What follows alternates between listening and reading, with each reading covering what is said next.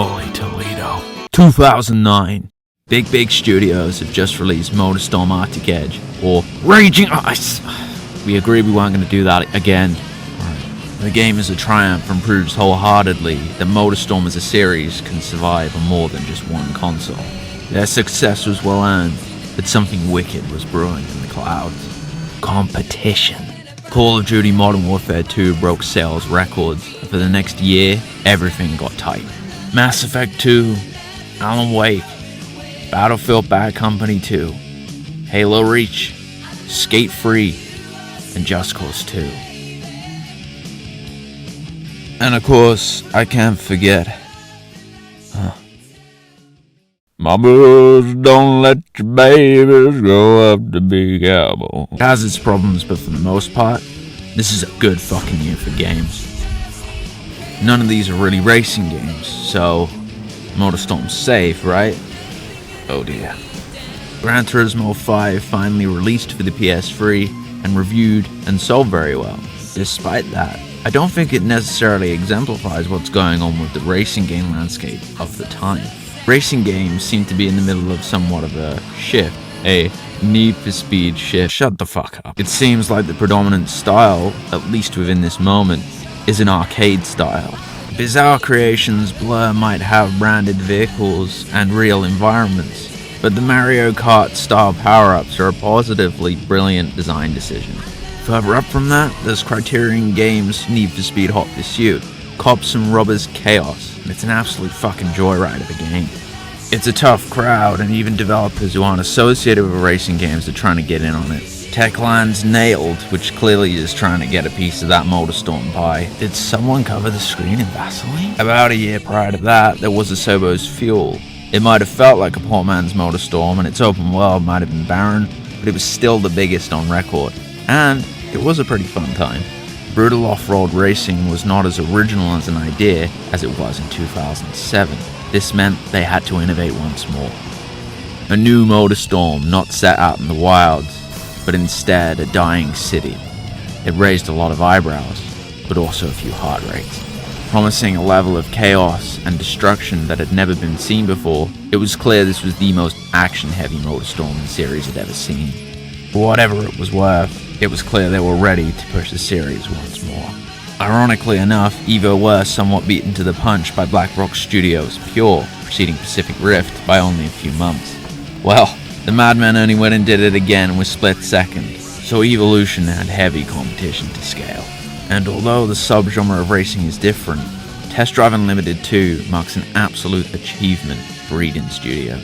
On its February 2011 release date, it was clear this game was an instant classic for me, and it only sets the bar just a little bit higher for Evo. So, could there be two modern classics for 2011? For all my numerous feelings about MotorStorm Apocalypse, positive and negative, it is without a doubt the thematic conclusion as to what MotorStorm represents. From its number of vehicles to its deepened festival, it's clear that this game in many ways represents that push forward, whilst its track selection and its multiplayer functionality feel like a very clear step backwards. But bizarrely enough, most of what is new to this particular entry, and I suppose to this series, is shit from outside of racing games.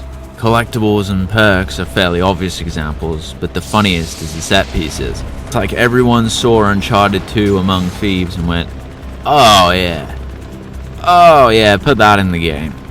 Yeah, I get it, it's cool as fuck. I just wonder how much of this is necessary to the game itself. In fact, the thing that seemed to polarize people the most about this particular game when it was announced was very clearly going to be its setting. The desert, the jungle, the tundra. Where could they go from there? What biome was left to do? I mean, are they going to set it on the Actually, no, I don't want to give them ideas. As a locale, I do find it compelling. MotorStorm has always had one main environment, with numerous tracks moving through and around it. The best example of this was Pacific Rift. They used a whole fucking island to their advantage. Most of it, of course, was rural, but that wasn't to say there weren't parts that were more built up. So setting it within a city is fine. Civilization isn't the problem. Well, Well, it isn't the problem here anyway. The environment, of course, is a star, but it's only one half of the double billing. The other is the vehicles. This place only has 2 days before the big one lays waste to whatever is left. Hell or high water, these lunatics best start storming the beaches.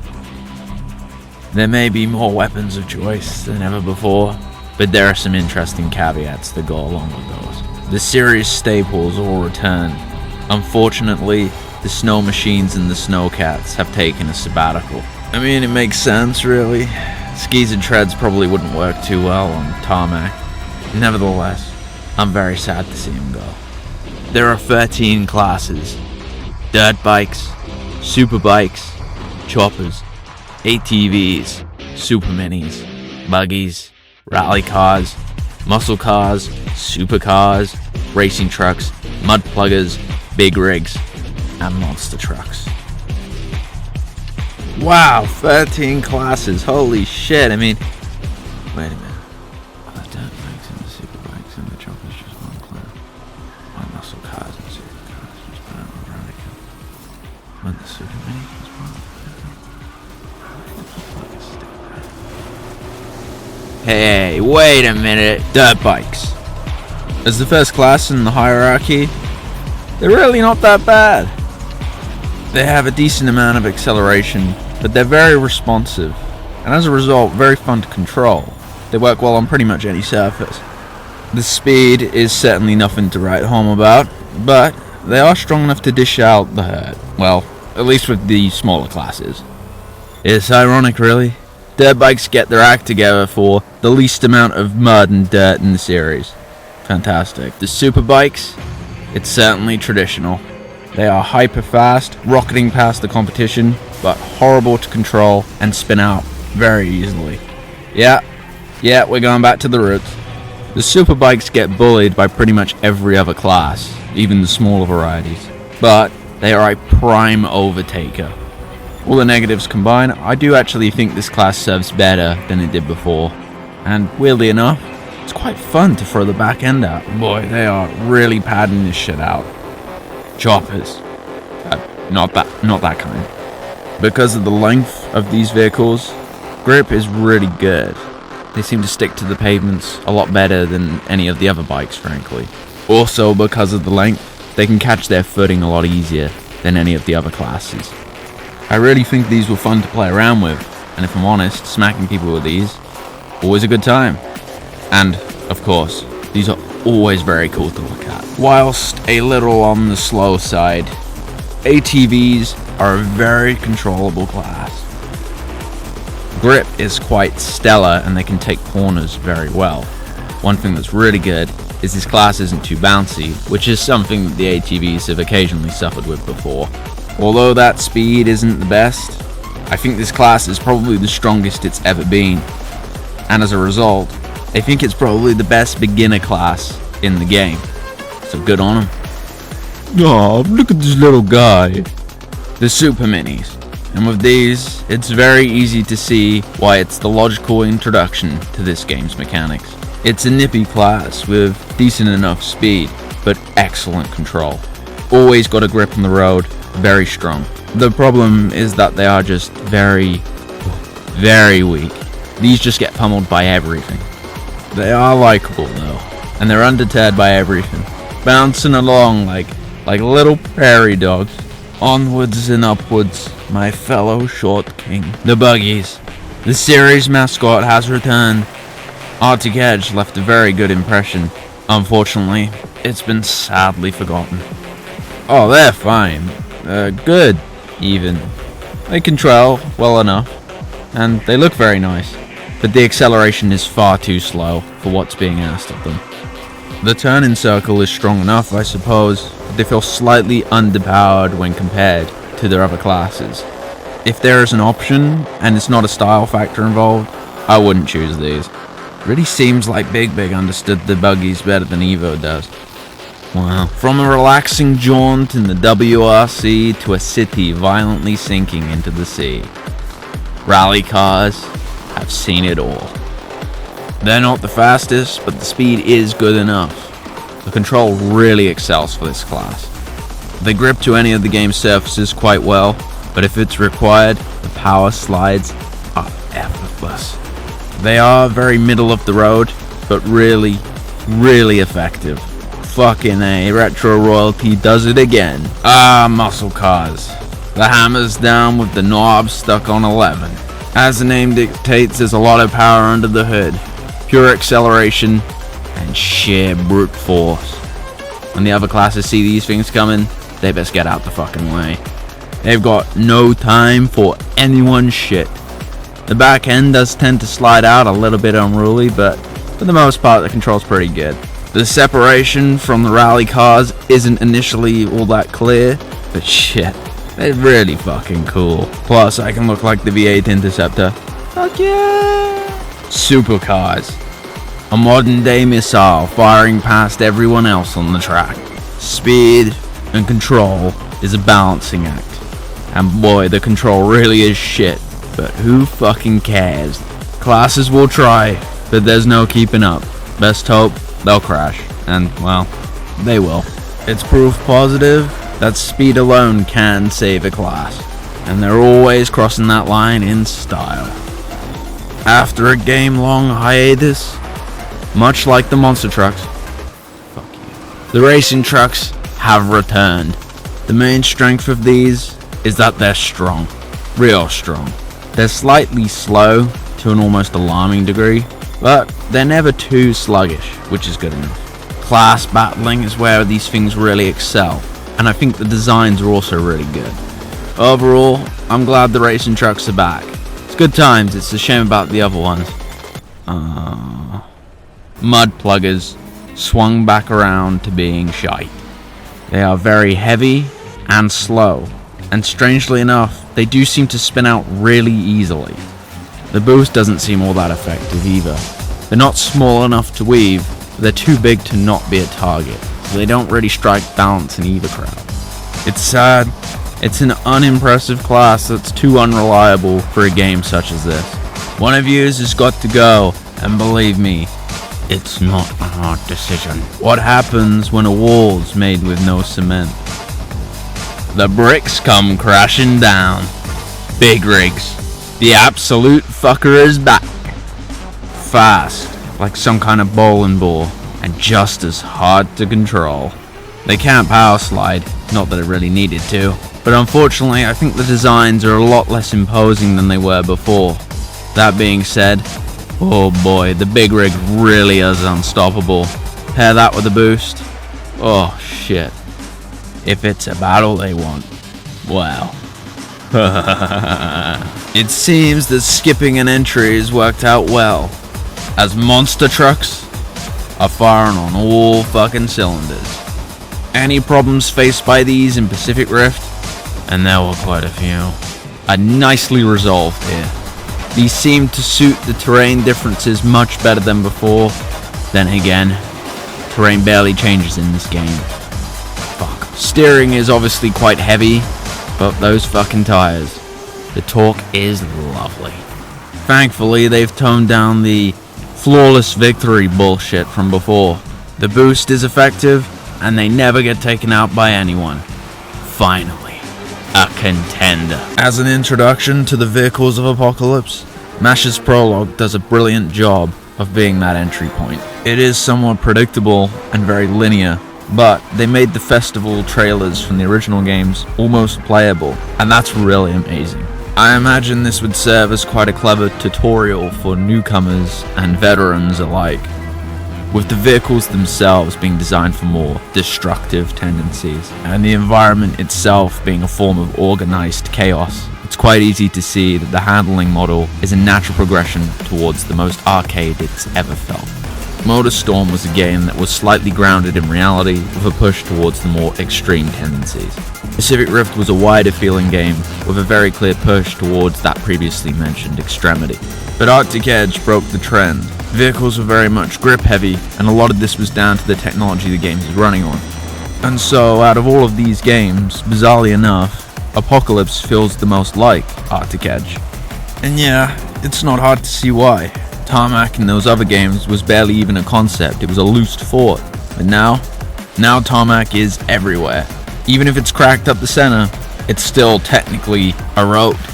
Dirt, sand, and snow are no longer the main attributes to the game's environment.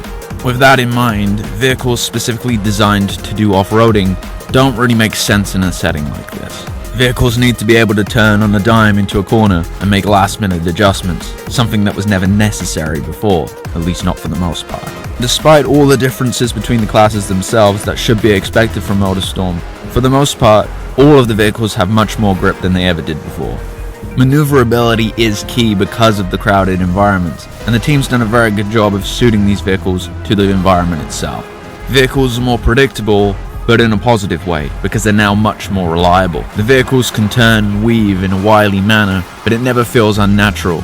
And the good thing is, if they are pushed too far, they will spin out. This may all sound like it makes the game easier, but really it doesn't, because there's a lot more going on than it ever was before. The ramming abilities from Pacific Rift have returned, and they're much stronger than they ever were before. Sideswiping others and putting them into pinning maneuvers. All of this works to hold the track down. There's even a Call of Duty style kill indicator to really amplify the competition between the classes. There is definitely a greater push towards car combat in this game. Every race is a conflict, and there's a palpable tension when that desperate cling to first place can be robbed at any minute.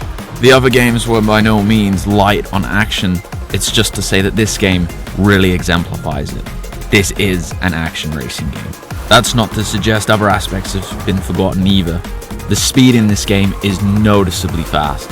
Even the vehicles on the slower end seem to be much faster than they ever were before, and all the vehicles feel overtuned to their peak. It even reminds me of Burnout, where at the peak of that speed, a minor mistake can lose a very valuable position. Vehicles, just in general, feel noticeably more powerful. Even the bikes have done better than they ever did before. The sense of speed is also very impressive. It's shaking, but not to an alarming degree, and it always feels like it's following the car with a purpose, like it's barely keeping up. When a vehicle turns into a power slide, there's a brief moment where the camera seems as if it's barely keeping up with the car itself.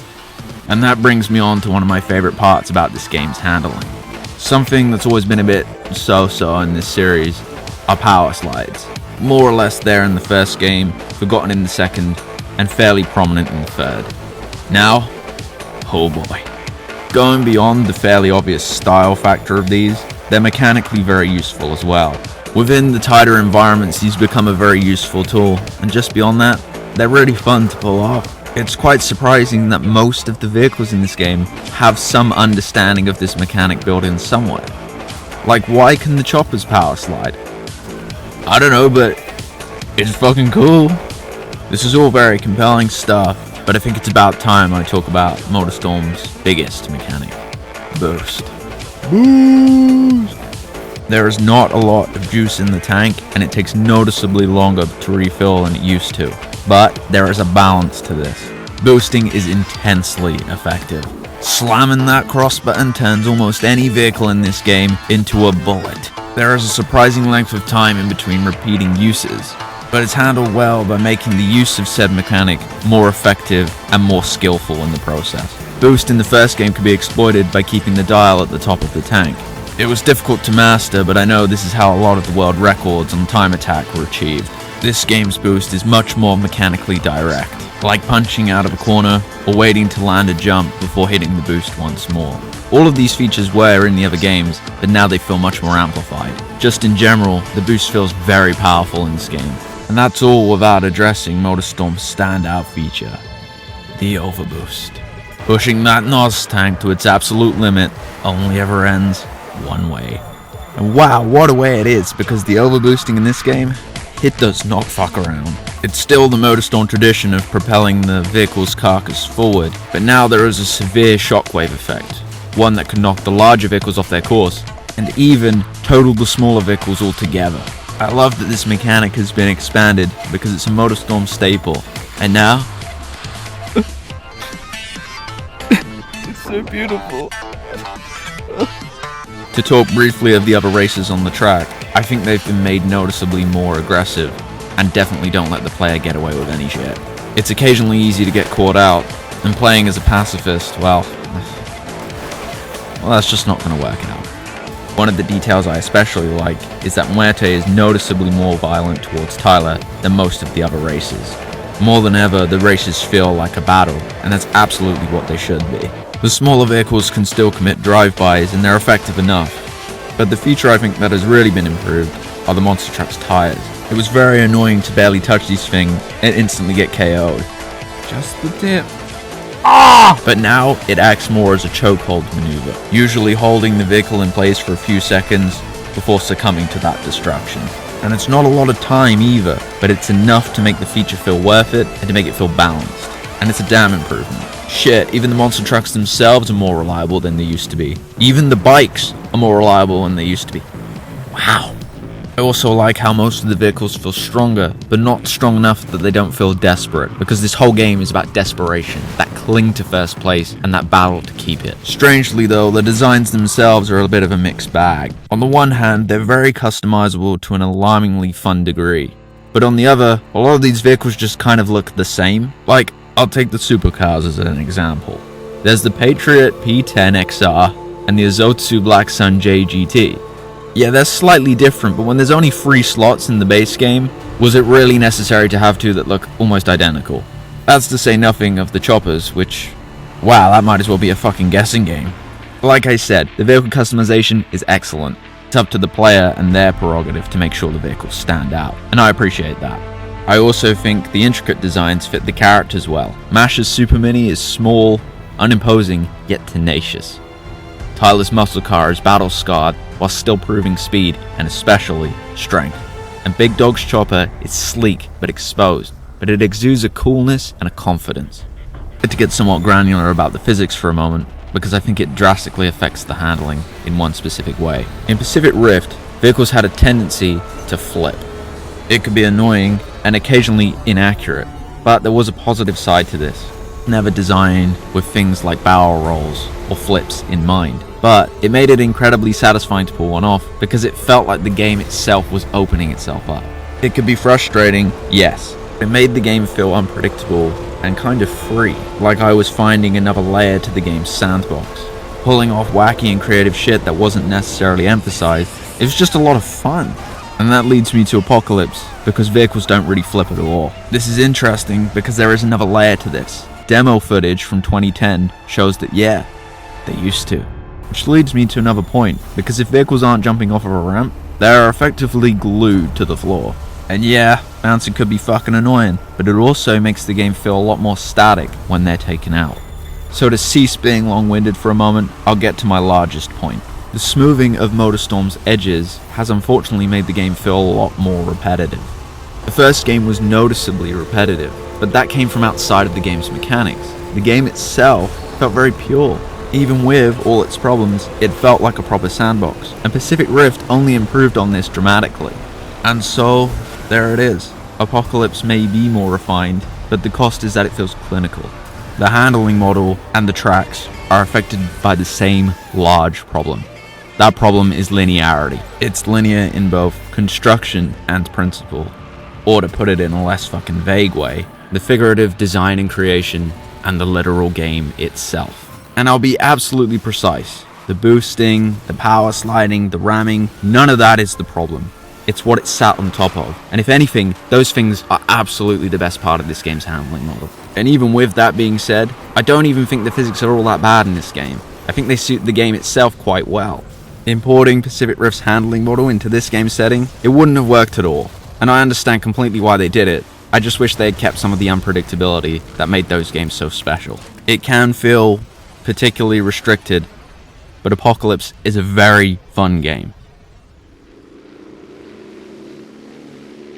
The modes of MotorStorm Apocalypse represent a lot of trimmed fat. The main mode is that of the festival, and this time around it's quite different and improved. There are 3 different arcs to this festival, each with unique beginnings and endings. The 3 arcs also operate as somewhat of a difficulty slider: Rookie, Pro, and Veteran.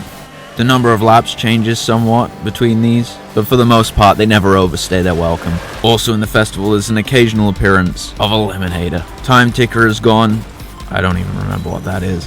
An Eliminator has returned, thankfully. It's a really amazing game mode. I mean, anything I said about it in Pacific Rift is even more true here. The action is just off the fucking scale. It's great. Explosions fucking everywhere. There's a no mode called Chase, and I find this one a bit bizarre because it's way too long-winded. Like, it involves a series of races on the same track. It's an absolute drag because this game isn't meant to be played doing the same tracks over and over again for like 40 minutes. Nah. Time attack is also here. It's still somewhat unnecessary to me, but I'm not going to complain about more content, I suppose. Works better. I wouldn't say it's all that good, though. Oh yeah, there's also a hardcore festival. It's exactly what it sounds like. No thank you. The multiplayer suite for this game has been really expanded in some quite creative ways. For the most part, it is made up of stuff outside of racing games, particularly the perk system and the betting. It's very reminiscent of Call of Duty Black Ops, and quite clearly where they got the ideas from. Perks are relatively self-explanatory. They are small modifiers to the gameplay loop. Things like more boost in the tank, not all that special really. But betting is where it gets kind of interesting and a lot more fun. Earning chips in races to bet against oneself or someone else. It's good shit. And yeah, this looks fun. Yep. Moving on. Split screen has indeed returned. Hang on.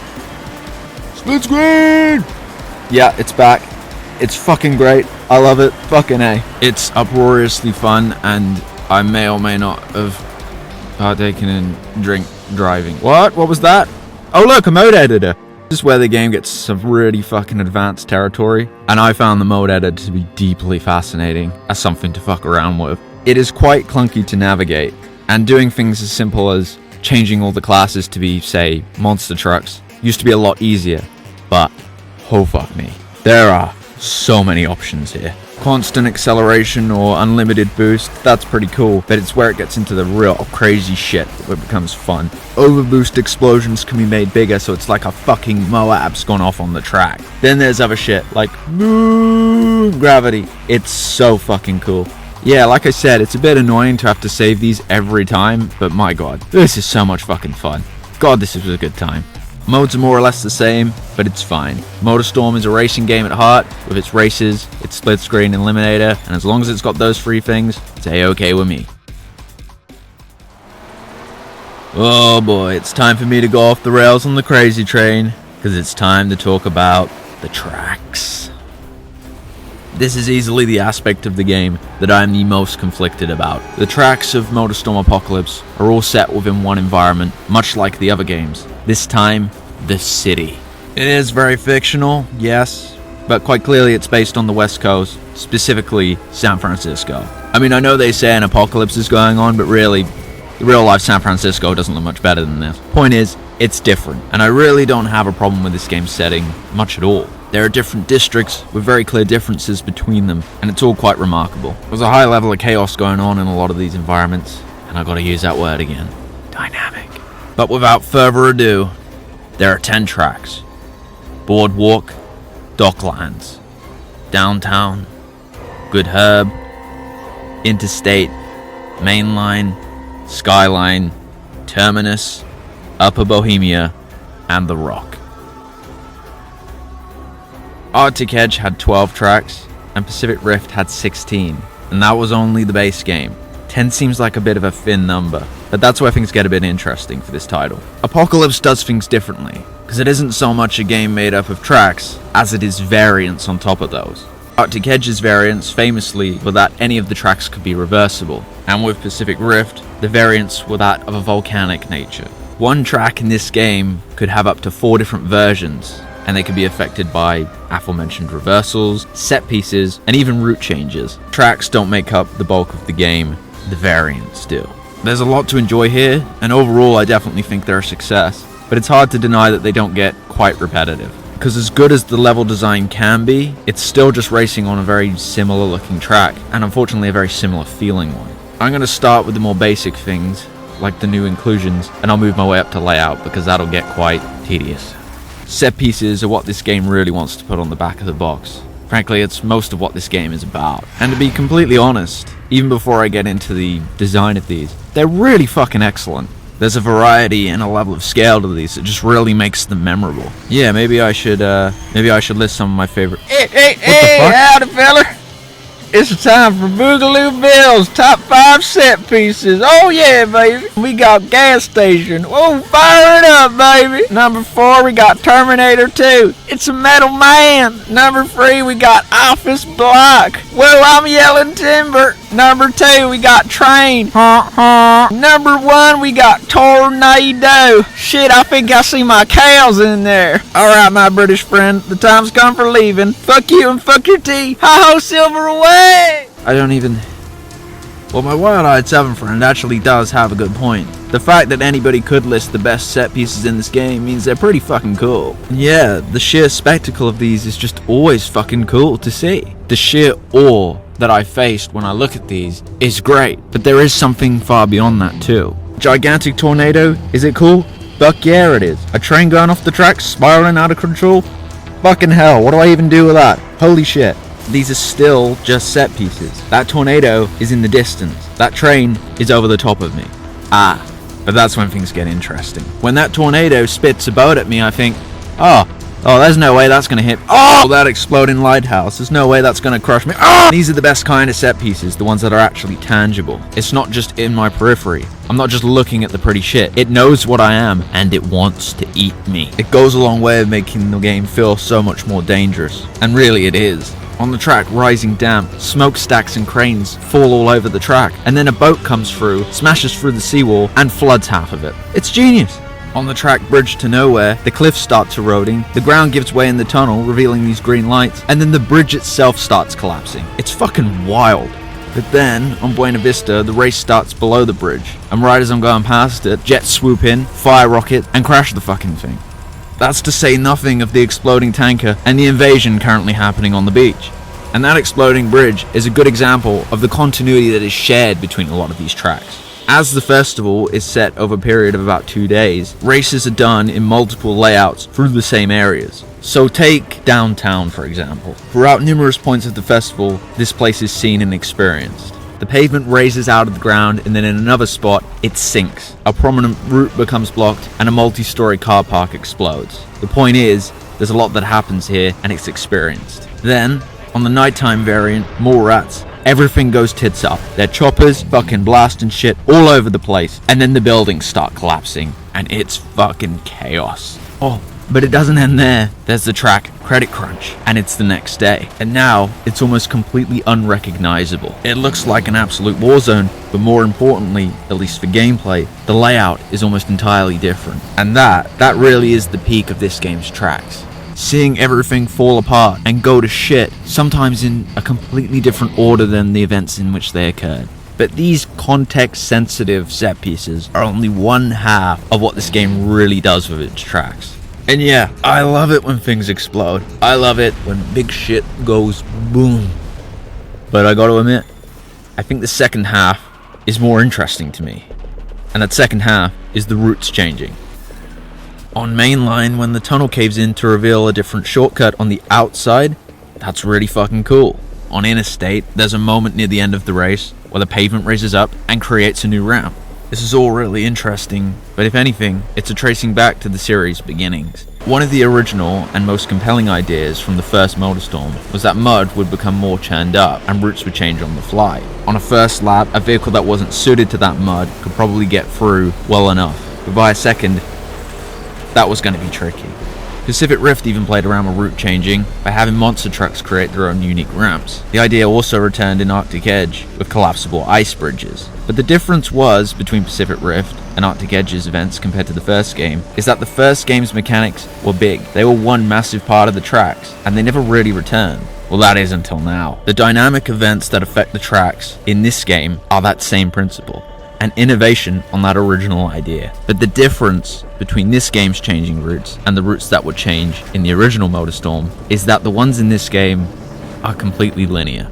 Unfortunately, I found out the variety in this game grounds out fast. It's no longer all that necessary to learn these tracks. When everything's happening directly in front of the player, sure, it's cool and visually very impressive, but that's all it is. And unfortunately, it almost feels like the experience is on rails. Maybe not that bad, but it's close. And I think that's why I've found the set pieces of a smaller scale much more compelling. When that runaway tanker's blasting up the hill, it's time to get out the fucking way. These elements end up being more like stage hazards than actual set pieces, and I think they're more interesting because of that. That collapsing city in the distance is cool as fuck, but it's not as cool as that helicopter crashing and changing my route. I thought this exploding wall was just going to be a visual, but no, it was physical. And this is where the game feels much more dynamic as a result. There's only so many times I can see a collapsing building before I notice it's just an abstraction. Pacific Rift's tracks felt dynamic because of how the player was forced to make most of the mechanics. The tracks had dynamic shit built into them, but for the most part, the real dynamic aspects of the game were found during gameplay. Learning the tracks was essential and gratifying because there was always a new pathway or detail to discover. The tracks in this game were a high bar, sure, but the tracks in Apocalypse just feel restricted by comparison. The tracks really have their moments in Apocalypse, but they become predictable, and about 2 hours in, it felt like the level designers had already said, ta-da! I think that's why I ended up liking The Rock and Good Herb more than most of the other tracks, because their level design felt the closest to those older games, especially Pacific Rift. Hey, I recognize that bird. But really, I think the tracks are quite good. They do their job quite well, and I wouldn't say I dislike any of them. The issue isn't the design, it's the ethos behind it. I don't dislike the direction for the most part, but there is one aspect that really annoys me that it's gone, and that is the differences between surfaces. Whether it's mud, water, or ice, every game before it had its own unique moment where the surfaces became too difficult to pass. Pacific Rift even had lava that had to be avoided no matter what. So I don't know what happened between games, but Apocalypse has none of this. In one of the cutscenes, gravel is mentioned as a rough surface that cannot be passed through. I was paying attention. I don't think this is anywhere in the game, and I think it was just something they never actually designed. There are moments of dirt and beaches, and honestly, it's been toned down so much that it might as well not even be here. The vehicles really don't struggle in this at all. I think these features lacking from the game ultimately makes the experience a lot less deep.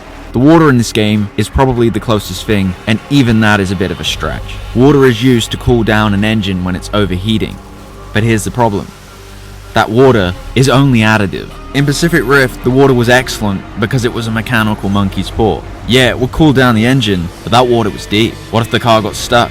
What if it couldn't move? That's all gone. Simplified it to the point where it's almost not even worth mentioning. It feels forgiving to the point of slight boredom, and it's just a shame.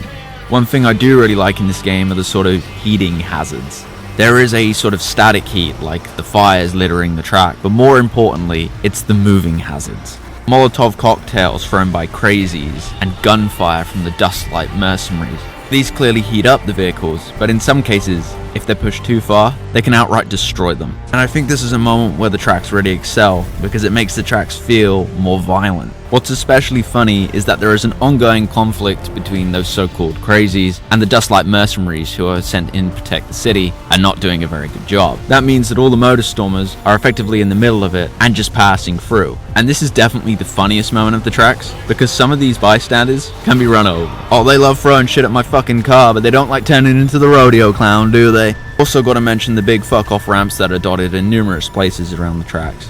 A MotorStorm staple. So whatever my complaints, there is absolutely so much enjoyment to be had within these tracks. In fact, my favorite tracks are probably the ones that aren't even in the listings, and those are the epilogues. At the end of each day, there is a rat race back towards the carrier because the city is going under. The big one's on the way. So as this final earthquake obliterates what's left of the city, there's a mad dash to get out of Denver. And this is where those set pieces and that linearity is turned all the way up to 11, and it's amazing. These are no longer lap-based races like the rest of the game. They're timed sprints to an exit. It means that everything's breaking apart in some very spectacular ways, because there's no way there could be a second lap of this anyway. Yeah, it has all the problems I mentioned before, but that's just it. They embrace it. They let it go to its full potential. Letting it all go for the sake of extremity is frankly what makes a good fucking action game. So to close out the tracks, I'll say that it's all down to prerogative. Open-ended and player-driven, or in this game's case, linear and cinematic. I think I've made a good case for both of these, and there is certainly a lot to be enjoyed from the two options. And for whatever the tracks in MotorStorm Apocalypse are worth, driving in the chaos is so true here. Maybe it's time to relax. Oh no. Oh no. It's a story. A racing game story. Oh, fuck no. I need a sparkling water and an aspirin before I can take this shit on. Okay, so racing games have a tendency to be, how do I say, quality deficient. That's a nice way of saying fucking atrocious. But despite everything, it's not the dribbling shit. It's not 4 hours of misery pressed onto a Blu-ray disc. And I cannot believe I'm saying this. It's actually not that bad. There are 3 different arcs from 3 different perspectives set over the 2 days of the city's festival. Mash, Tyler, and Big Dog, or alternatively, the rookie, the pro, and the veteran. And to be fair to Evo, they actually tried. It is decently engaging, but wow, there is a lot of filler that comes along with this. All stories are told by way of an unscrupulous journalist named Cutter.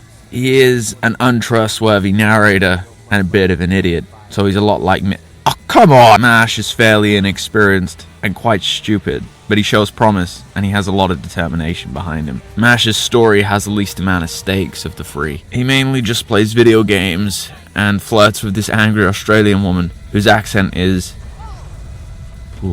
mildly offensive. They both end up competing to be the newest member of the Brotherhood, and it's really not that impactful when he loses because he only learns what the Brotherhood is about 20 minutes before this is revealed, and then it's the end of the story anyway. That escape from the city really is something special though, and when the super mini pancakes on the carrier, it's clear his trial by fire has concluded and he's proven himself as a true MotorStormer. That moves along to Tyler, the pro of the bunch. He's a member of the Brotherhood, an elite group of racers who put everything on the line against themselves and each other. He has some kind of love triangle. Jesus. There's Yoshimi, who is definitely a tumble user and just comes across as a bit needy. And then there's Candy, who's a typical Hollywood slattern and an all-round trifling hoe. I don't even know why I mentioned this, because the main story comes down to the Brotherhood itself and the civil war going on within it. The only 2 members of the Brotherhood that actually got any development are Dice, a typical Texan archetype who's good friends with Ty, and Muerte, a mysterious freak show with a violent past. It's all fairly lighthearted, but when Muerte kills Dice during a race, it sends Tyler off the edge. Muerte gets a fair amount of exposition, and he is quite an imposing presence, but the story wears itself out by having these 2 brawl too many times. That being said, the final battle between these 2 is an absolute highlight of the game. A desperate sprint to the carrier whilst also trying to finish each other off. It's action movie shit to the best potential. Tyler defeats Muerte and narrowly makes it out of the city. Although Ty misses the carrier, he's rescued in a lifeboat by Yoshimi. His story comes to a pretty content end. Never mind. That leads on to the third and final and probably most compelling story of all the bunch. Big Dog. This is where the story becomes fairly nostalgic to the previous games in the series, and Big Dog really represents that as a father figure to all these complete lunatics. He's the first one into the city, and he lights up the signal to usher in the new wave of chaos. He shows Mash the ropes, does a few interviews remarking on the history of MotorStorm, and generally gets browbeaten by his ex-wife. The main conflict of Big Dog's story comes from Dustlight, a private military company that was sent into the city to protect all the most valuable assets, and in the process, went power hungry. Dustlight specifically threatens MotorStorm and the festival as a whole, and Big Dog ain't having any of it. After this point, Dustlight begins explicitly targeting racers and members of the MotorStorm festival, and it all just becomes a big fucking war. But as the big one hits, the majority of the mercenaries decide to cut their losses and scuttle what's left of their operation. That is, except for a few. It's at this point Big Dog realizes the carrier's not going to be able to get away, and so he does the only thing he knows how to do. He's a war veteran, and he's been waiting for his number to be called for quite some time now. One final blaze of glory and a sacrifice to save the thing he loves most. So he leads the aggressors back into the city. His accepted fate and their righteous anger go head to head as the city collapses for good. And just like that, Big Dog brings it all to a screeching halt, freeing the festival for one more race. It's all bookended by Cutter explaining his realization as to why the MotorStormers do it. Because while these people might be lunatics, they don't do it for the win. They do it for the excitement, the belonging, the freedom. It's a solid ending, with the keys to the kingdom passed down to a new generation, and the old book closed. The story's pretty alright, really. I wish there was a little bit more of a concentrated plot instead of these fairly baseless vignettes. That being said, there is some funny shit going on here that does occur in these moments. But unfortunately, it occasionally just feels like it's only there for the sake of being there. And I find it especially weird that most of the story is delivered through the use of these trading cards. Oh, I didn't mention the cards. Oh, it's a hair of the dog kind of day. The good thing about the story being mainly contained to these cutscenes is that pretty much all of it can be skipped. No one talks during the races, and it feels kind of oddly disconnected from the game itself. Most of the cards are references to tracks and vehicles from the previous games, as well as this one. There's a short synopsis to all the cards, and they all tend to be quite predictable. There are references to races in the games, as well as specific vehicle variants within this one too. I don't know, they're pretty good. It's nice to be somewhat reminiscent of those other games, I suppose. But where this really comes in handy is when looking at the more sort of story details. Learning about Hangnail Johnson, who at the first MotorStorm got decapitated on Rain God Mesa. Oh, God. A lot of these are pretty basic content-wise, but there was one that really caught my attention. Specifically when referring to the events of Pacific Rift, it's learned that the reason they left the island is because the volcano finally erupted, and that got the old noggin jogging. I started to imagine the story of this game beginning with that volcanic eruption, plowing through the downhill jungles in a last-ditch effort to get to the carrier before the island is engulfed in pyroclastic flow. The credits rolling over the action of this desperate sprint as a new chapter begins. And that's a big problem with Apocalypse's story in general. The cutscenes and the gameplay feel almost entirely separate. It's all delivered well enough and it's occasionally enjoyable, but it doesn't have much of a long-standing appeal. One story with one protagonist. And the ultimate irony is, any one of these stories, be it the rookie, the pro, or the veteran, would have worked as its own story. It's a shame, but frankly, after knowing what most racing game stories are like, this looks like Citizen fucking Kane. Oh yeah, and they really took the piss with how many cards there are in this game. 150. 150 unique cards in this game. No, I refuse to do it. I'm not... That's too many. I'm not No.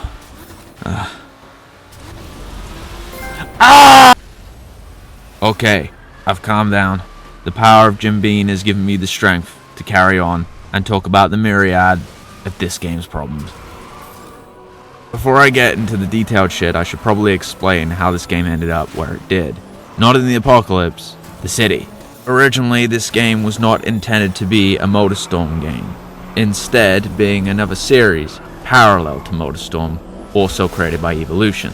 This was going to be called Urban Smash. Not much is really known about this game except that it never really left conceptual stage, and at least from the look of it all, it was much more similar to something like Carmageddon or Twisted Metal, a car combat game, than a traditional racing game. There's clearly an emphasis on large-scale destruction and disorderly chaos. There's not much to glean from any of this, except that sometime during its conceptual process, it was morphed into what became MotorStorm Apocalypse. And knowing a lot of the changes that were applied to this game, and ultimately some of its problems, it makes a lot of sense when finding out that this wasn't started as a MotorStorm game. And I'm not blaming Urban Smash, whatever Urban Smash actually was, on this game's problems, because there's so much here that doesn't make sense. I've already discussed the game's multifaceted feeling linearity, but one problem I am going to reiterate on is the vehicle roster. Because it's a fucking lie. I've already addressed the performance differences between the vehicles, and I've accepted that even though the gap is smaller than it's ever been, remarkably, that's not so much the problem. The problem is that none of these classes are actually new. The dirt bikes, the super bikes, the choppers were just the bikes. The rally cars, the supercars, the muscle cars, and even the super minis were just the rally cars. And all of this would be fine. And I suppose mainly it is, but calling this 13 classes is just misleading to anyone who played the previous entries, because when it really comes down to it, this is the same number of vehicles that were in Pacific Rift, and therein lies quite a large flaw that affects the whole game. Half the team seems to want to reflect on the previous entries, and half of them seems to want to entirely create a new audience. I am in no way resentful to these 2 points of focus. Games have to change and innovate, and in the case of this one specifically, I don't blame them for looking at outside influences for new inspiration. Carefully crafted, linear first-person shooters and story-driven adventure games are all popular in the moment, and really, that are a good call to follow. And something that's just as aimlessly negative as following whatever's trendy in the day is pandering to an audience simply because they know they're there, refusing to innovate in any way because their audience is set in, and they know that they'll buy that same game over and over. And there is an absolute positivity and negativity that comes along with both of these mindsets. So many developers have failed in the past doing either one of these, and a balancing act seems even more difficult. But that's where I come to a larger point. I think Evolution Studios has done an unexpectedly brilliant job of bringing these two ideas together, the well-learned, insightful experience and the possibilities of the cutting edge. Evo have done it better than most nearly any other developer. And the thing is, the balancing act they are trying to attain is difficult by nature. The issue isn't that they can't do it. The issue is that I can see them slipping on the tightrope. Considering complaints I've made about intricate design and overarching direction, all those problems mean nothing. Because there is only one thing in this game I can honestly say I hate. One thing that will forever haunt the experience of playing MotorStorm Apocalypse. And that problem is the multiplayer functionality. Not the betting, not the perks, or the multiplayer itself. No. It all comes down to how everything in this game is attached to that multiplayer. Pacific Rift had a fair few problems with locking specific vehicles behind multiplayer ranks. It was annoying, but it wasn't the whole game. And this is where I have to lay out something intangibly short-sighted. If there is no multiplayer progress made, and no DLC has been bought, for most vehicle classes, there is only one option available. There are at least 3 separate options per vehicle class, and only one of them can be used. And this sole factor removes any longevity this game could have ever had.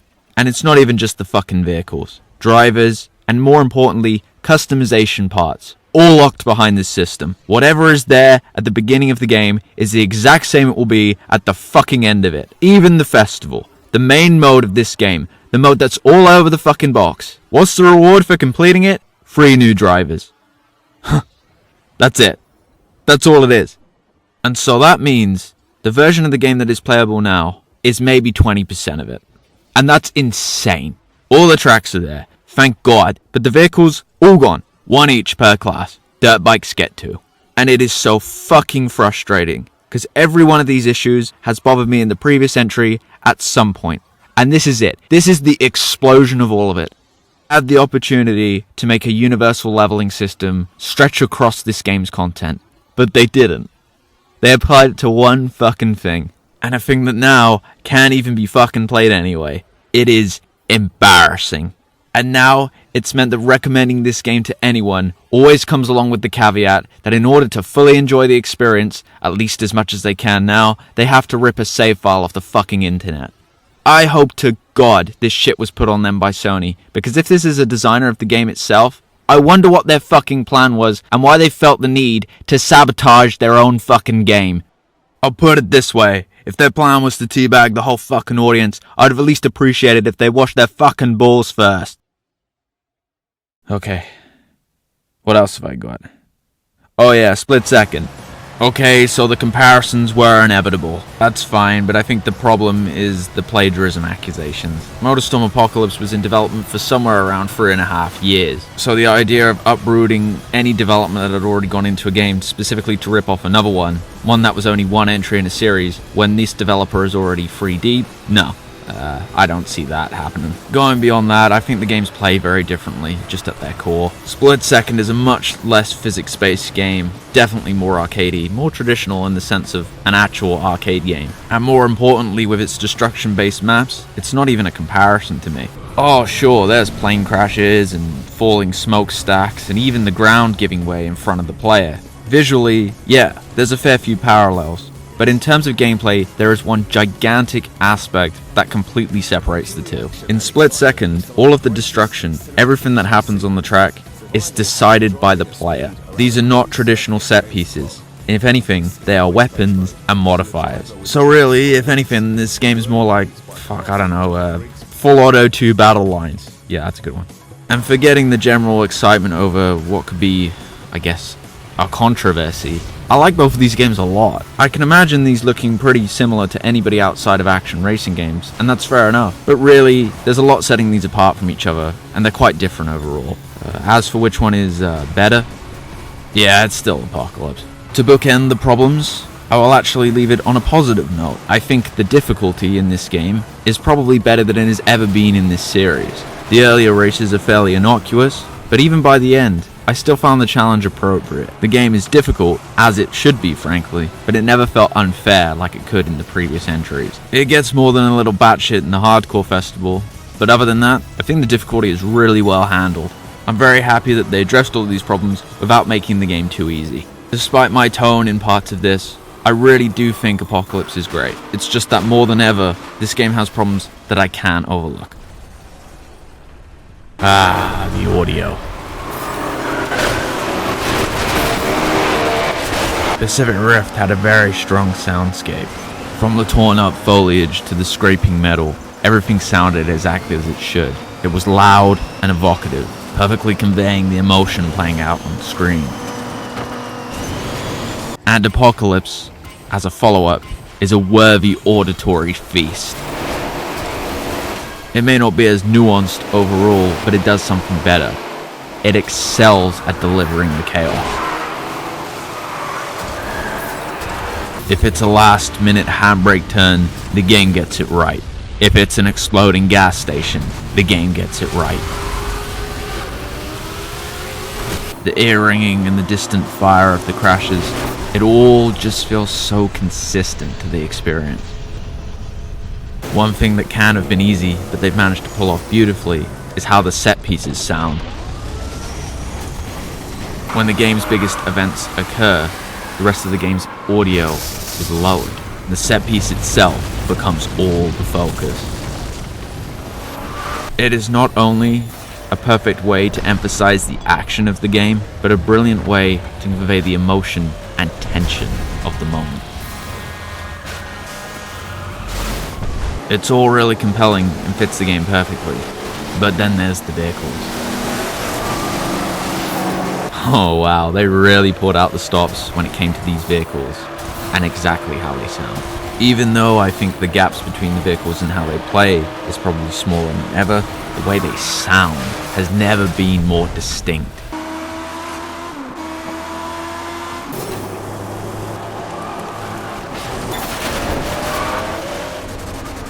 They sound exactly as they should, yes, but there's something a little further on from that, because they've never sounded more powerful. Even a crashing helicopter seems fairly basic when compared to this, and I wouldn't have it any other way. It's brutal, it's intense, and one of the finest examples of auditory action.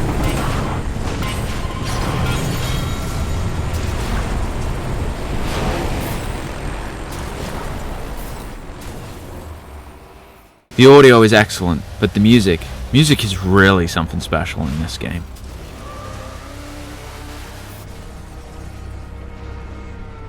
As a series first, MotorStorm Apocalypse has a composed score. It's no longer a playlist of carefully curated tracks. Instead, it's a score, but even that has been done in a very creative manner. Seeing as how the game resembles that of a summer blockbuster, it only made sense to get the composer of a summer blockbuster.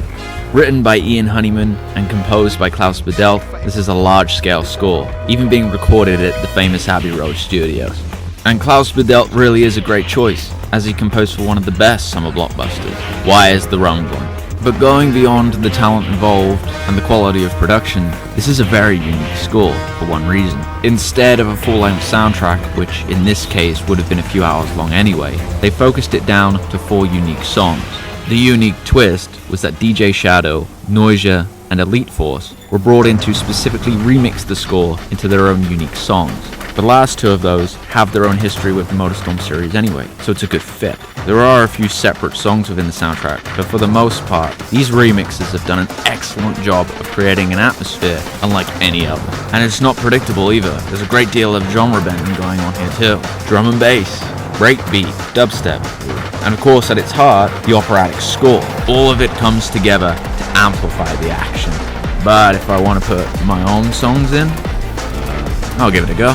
One of the best guitar riffs of all time, with Blue Oyster Cult's Godzilla, I think is an obvious choice for the apocalyptic setting, and another one that plays up the scale very well, I think, would be Painted Black by Wasp. It's an excellent cover, and it's got a soaring guitar solo, but really there are a lot of Wasp songs that would really fit the setting well. Exciting, tense, fun.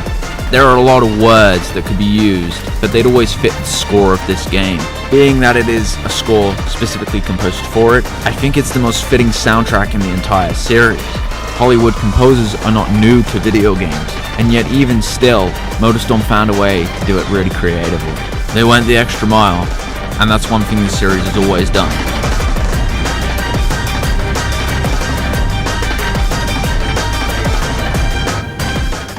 As the fourth game in a series, it's hard to think what the true visual innovation of this game could even be. MotorStorm was defined by naturalism, Pacific Rift by its detail, and Arctic Edge by its color. And with that, it leaves Apocalypse with its violence. From the bright explosions to the cracked asphalt and the vehicles thundering through it all. Despite the linearity of design, it's very clear that the series has never even come close to the level of scale on display here. Sunken ruins and collapsed bridges. Everything looks big because it is. It's playable. A pretty looking skybox is one thing, but driving over, under, or just straight through it, that's something that can't be matched anywhere else. Pacific Rift's reminders of civilization were old and forgotten, but here, they're active. This city has only just gone under, and even still, it's not entirely abandoned. It's current, and most of the chaos is happening within the moment. This game now runs at 1080p instead of 720. As a result, the game looks more crisp. Unfortunately, it's made the low-res textures a lot more noticeable, and that's a larger issue with the visuals overall. There just doesn't seem to be as much detail in the environments, and it is understandable. These are harder to do. These civilian areas are, well, certainly more difficult than a desert, for example. And to be fair, the number of props littered around these tracks, it's fucking large number to begin with. A lot of effort has clearly been placed on the set pieces themselves. They don't just feel excellent because they look the part too. And that explains why the low-res textures aren't that much of an issue, because this is a game all about movement, never slowing down. The idea that I just have to keep going. Stopping and smell the roses is not what this fucking game's about. But unfortunately, that's where the crashes have suffered. The crashes in this game are a pure signature, and unfortunately, they look noticeably worse. It doesn't feel like these machines are breaking apart, just that they sort of pop. And fuck, the replays look worse because there's a bunch of shit obscuring the screen. I hope that doesn't bite me in the ass. But my main issue with the visuals is that I don't think the tracks necessarily look distinct enough. This was a massive problem in the first game. Felt distinct, but didn't look it. They remedied this later down the line, but oh boy, this fucking game. There's just so much grey. Plus, there are some absolutely uproarious frame rate drops in this game. I didn't edit this shit, it's just this bad. The game's visual identity just seems kind of lacking overall. It's by no means bad, but there are just moments where it feels less than it ever did before. One really obvious point that has contributed to this is the lack of the pre-rendered festival videos from the previous 3 games. If ever there was an excellent argument to be made for the use and the utility of pre-rendered videos to establish a mood and a tone, MotorStorm as a series really sold it well. Those pre-rendered festival videos that established a lot of that character have been replaced rather obviously with the comic strips, and although these aren't that bad, they're simply not good enough. These are clearly quite cheaply made, and bizarrely enough, they bear a lot of resemblance to the ones seen in Infamous. The 2 main differences, however, is that 1, the cutscenes in Infamous look a lot better and a lot more polished, and 2, Infamous is a game that's basically a playable comic book anyway, so it makes more sense. And that's not to say these are all that bad, because I think they definitely convey the points, and, well, they do the job they're meant to. There are some really nice details to appreciate within the animation, and there are a lot of quite funny jokes played in there too.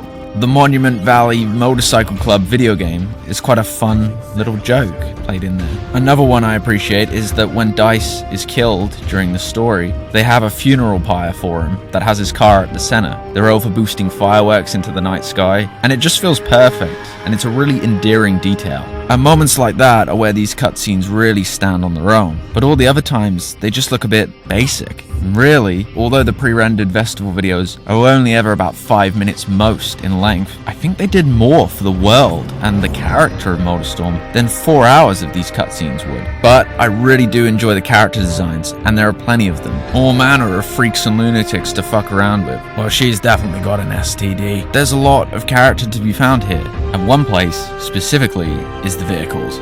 The vehicles are a bit of a mixed bag, but I ultimately think the positive really wins out in this game. So as I mentioned earlier, I think the designs are slightly weaker overall. The big rigs, for example, just don't seem all that imposing, and the most imposing one of all is a DLC vehicle. But where the game really excels is in its vehicle and part customization. This was played around with to a small degree in Arctic Edge, but it added a lot to the experience and player expression. Here, they've not only continued that trend, but built on it massively. The liveries are really advanced, with numerous designs and hundreds of colors to use within them. They can be simple or complicated. It's all up to the player's prerogative. There are different types of paint finishes that have a different tone. There are customizable levels of weathering and grunge and scratches, and all of that adds to the character and the history that a player can apply to the cars themselves. An extensive number of stickers and racing numbers, all customizable, and that's not even talking about the parts. Everything from bumpers to spoilers to roof parts to anything in between. There is a level of customization here that is frankly amazing. Hitting the randomize button to get almost a completely different vehicle each time, it never gets old, and it's so much fun to play around with. The damage model on display in this game is really quite excellent. Vehicles bend and contort, and there are holes riddled all throughout parts of the body kit. Hoods and doors loosen, and they just look really weary. And within just general operation, there's been another level of detail applied to that too. Exposed intercoolers that are actually animated are really cool, but the one thing that really stands out are the headlights. Technically, Arctic Edge was the first game in the series to actually have working headlights, but here, they have a mechanical usage also. Automatically switching on when entering a tunnel, for example, these really light up the environment in some really gratifying ways. The lighting in general just looks really good, because there are more indoor environments than ever before. And the boost. Oh, the boost. Exhaust pipes glowing red hot, that's fun. But the boost itself has never looked better and really is a visual treat. It always stands out and really makes the vehicles feel like they're being pushed to their absolute limits, because oftentimes they are.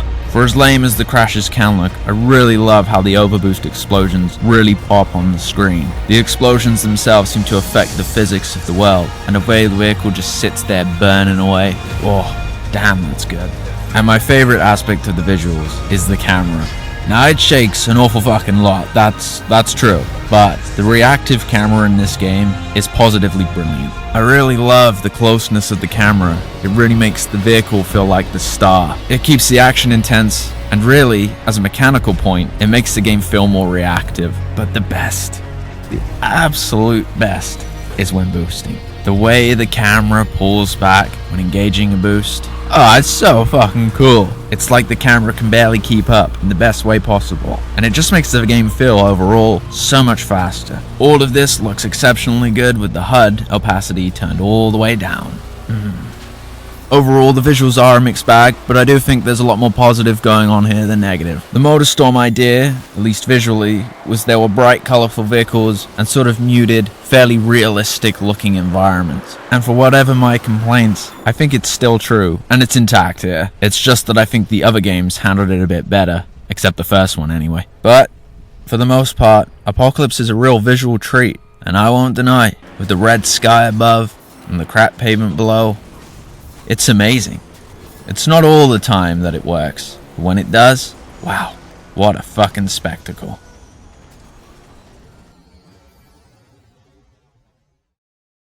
Unfortunately, this is where I have to discuss something that happened in real life. I promise that this is not some glib reminder of a real life tragedy, but instead I mention it mainly because it does serve a purpose in this story. With that being said, in March of 2011, a 9-magnitude earthquake occurred in the Pacific Ocean, east of Tohoku in Japan. The extreme motion of said earthquake created a tsunami. This tsunami and its impact on the coastline triggered a large-scale meltdown at the Fukushima Daiichi nuclear power plant. Thousands of people were killed, injured, and displaced. It goes without saying that this is a disaster in every sense of the word, and a great tragedy for the people of Japan. I would never wish to be so blunt about something so harrowing, but it is relevant to that of MotorStorm Apocalypse and Evolution Studios. Seeing as how this game has an earthquake prominently within its design, and that this game was going to be released within days of the real-life earthquake, it's very easy to see why Sony got cold feet. It's an unfortunate but understandable result. The marketing leading up to the game's release was severely stripped back, and the game was outright cancelled in Japan. As could be expected, this drastically affected the sales of the game. Sitting around 200,000 copies, it's the lowest selling game in the series. Even the game's director thought it was going to affect Evolution Studios outright. This is to say nothing of the future of MotorStorm as a brand. Let me be precise. I am in no way saying the response that happened to this game after this terrible tragedy was in any way worse than the tragedy itself. I think that goes without saying. There is no silver lining. It's just shit. Much like the countless number of games that were affected by the attacks on 9/11. It is a clear example of reality affecting art. There is nothing to say except simply, it is what it is. I have a large amount of sympathy, but ultimately respect for the people of Japan. I would never wish to be flippant about any of this, but of course, it had to be mentioned.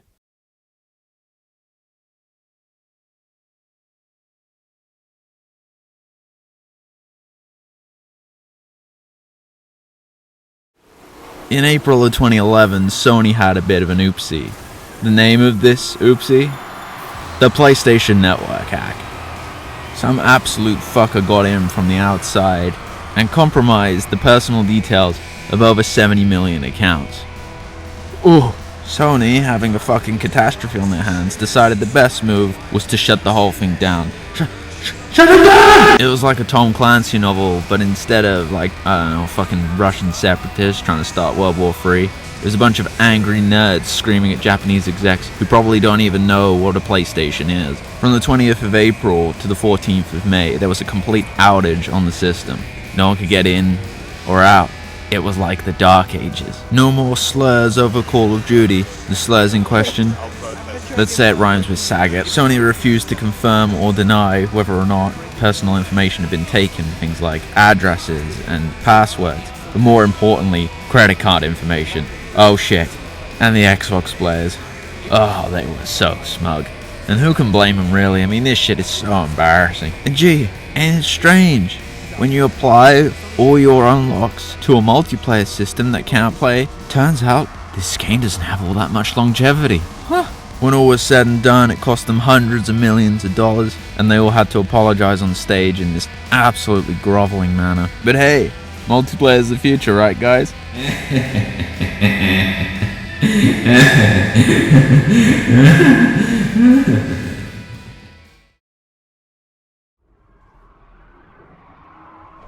The sirens are blaring, and the carriers are leaving. Because this is the end. After the game's difficult release and middling response, the future of Apocalypse was kind of thrown into question. Plans for the game were forgotten and thrown out. The Afterparty update was released in June 2011 and was the last significant update of any kind. The Heights DLC that had been promised in the game was ultimately cancelled and never released. And this unforeseen circumstance that everyone found themselves within did not just throw the game itself into question, but the series as a whole. And as much as it hurts me to say it, it might be the best that this game is the ending. This game feels like the thematic conclusion. All the other games in the series, they had led to this, and this was the peak of what it could do.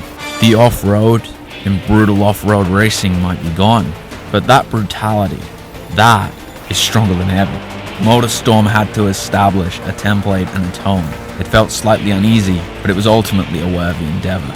Pacific Rift felt like the truest summation of the idea, an escalation and a definition pushed forward.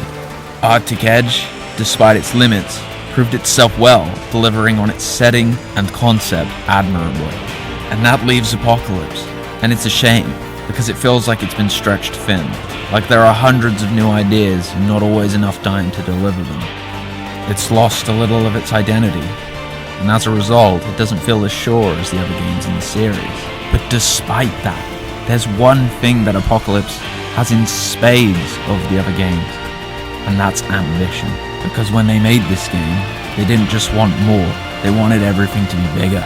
They set out to make a playable summer blockbuster, and by God they fucking did it, because they achieved what they set out to do. And if that's the metric for success, then they really did do it. It can be repetitive, it can feel underdeveloped, but in the moment, when it has that emotion, when it has that tension and that excitement, well, there's no other game like it. By their definition, this game was a success, and by my definition, whatever that is worth, I think it is too. What is ambition without occasional failure? With the bad and the good, the passion and the creativity is broken through, and much like a certain game before it, it stands as a monument. It sits proudly within those hallowed halls, because this is the fourth horseman.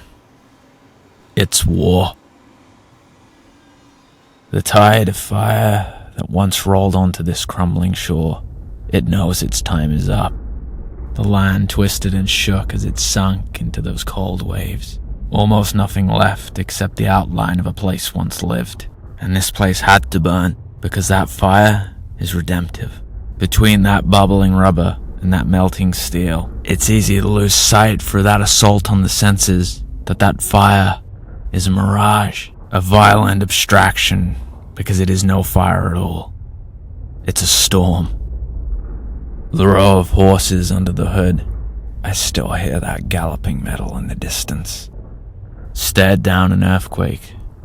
The storm didn't even blink. The shifting tectonic plates and the cracked sidewalk, they found a line, straight as an arrow, setting the road alight.